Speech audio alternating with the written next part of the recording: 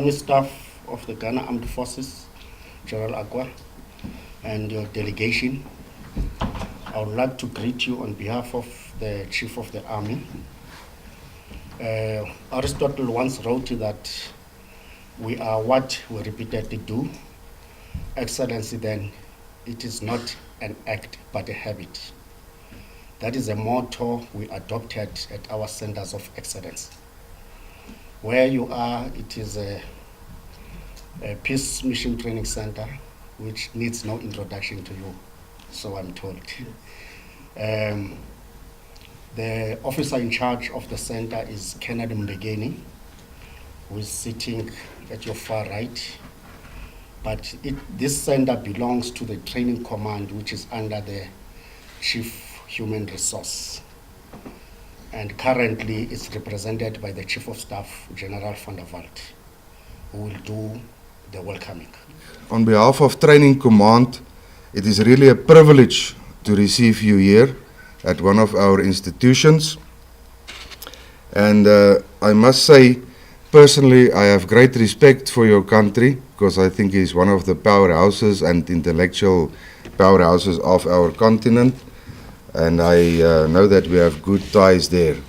I'm also aware that you are not unfamiliar with military academies in general, as you have been a commander, also of the Peacekeeping Training Center, and more particular the Kofi Annan International Peacekeeping Training Center in Ghana.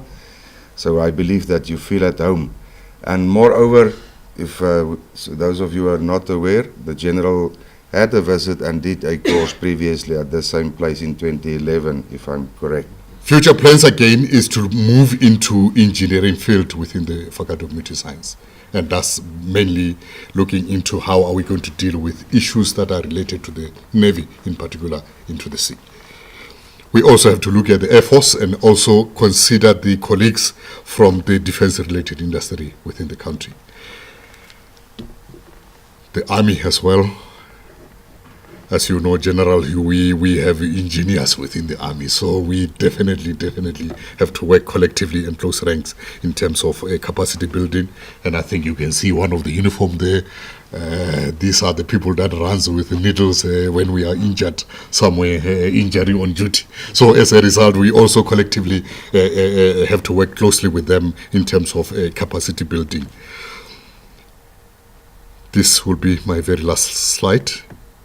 I will suggest from your government, we definitely have to work collectively together. Look as to whether we can have a memorandum of agreements as to what are we going to do with student exchange, whether your youngsters are coming to study at the military academy for 3 years and we send our youngsters to your academy, and that I think we need to look at it very carefully going into the future.